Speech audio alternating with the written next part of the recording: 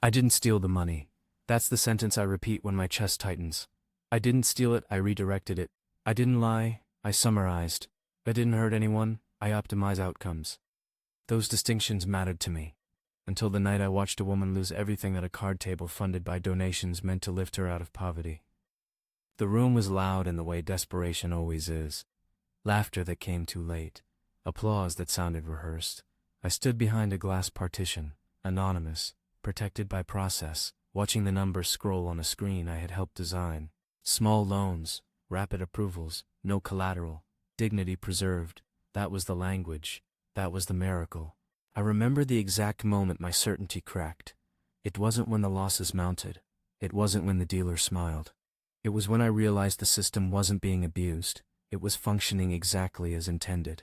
I had told myself this was about access, about trust, about believing in people when banks wouldn't. But trust, once automated, stops caring where it lands, and belief, when scaled, becomes permission. I stayed until the end. I always do. I tell myself it's responsibility, oversight, but that night, watching the final balance hit zero, I felt something colder settle in. Not guilt, recognition, the sick awareness that I wasn't witnessing a failure. I was witnessing proof. The first time I heard the phrase microloan miracle, it made me laugh. It sounded like branding trying too hard, but I learned quickly that the right words could open doors faster than any credential. We weren't just offering money, we were offering hope in digestible amounts. $50, $100. Just enough to feel transformative, not enough to feel dangerous. My role was technical, at least on paper.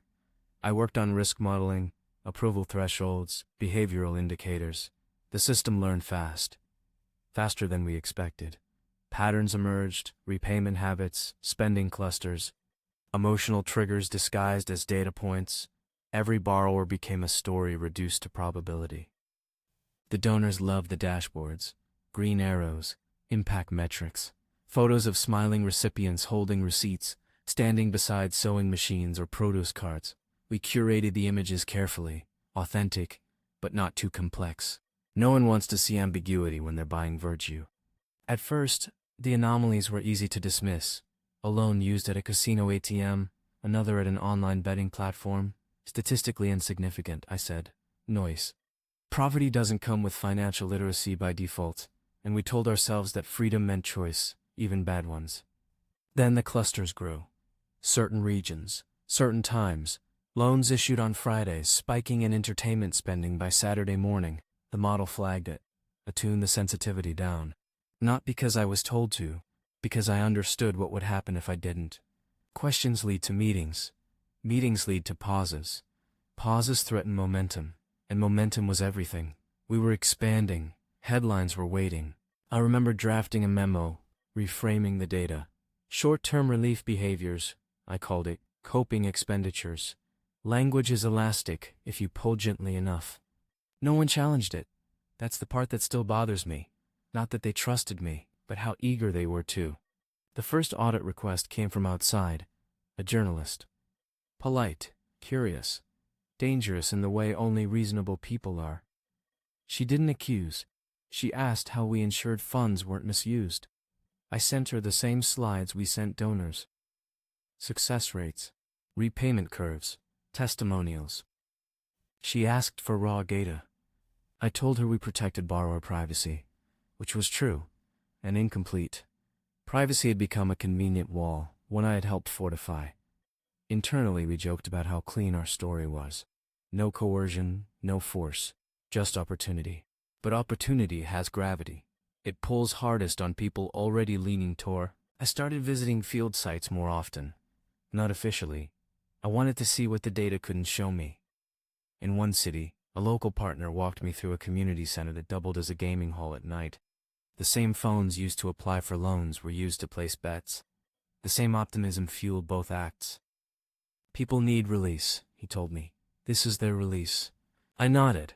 I had nodded so many times it felt automatic. What I didn't say was that our algorithms had begun to favor repeat borrowers with volatile spending patterns, high engagement, fast turnaround, loss followed by reapplication. The system didn't care why money moved, only that it did. We were no longer alleviating poverty. We were circulating it.